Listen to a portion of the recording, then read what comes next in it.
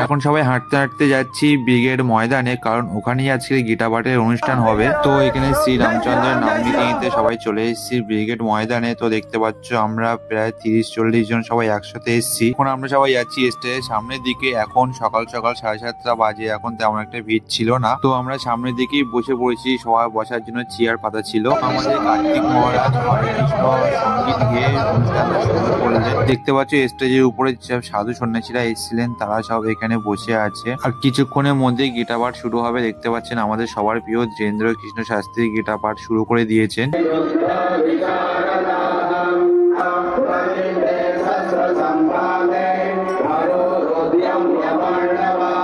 আমাদের সবার প্রিয় ধীরেন্দ্র কৃষ্ণ শাস্ত্রী কিছু বলবেন, তোমরা শোনো। রামচন্দ্র ভগবান কি जय, आदेश्वर धाम की जय।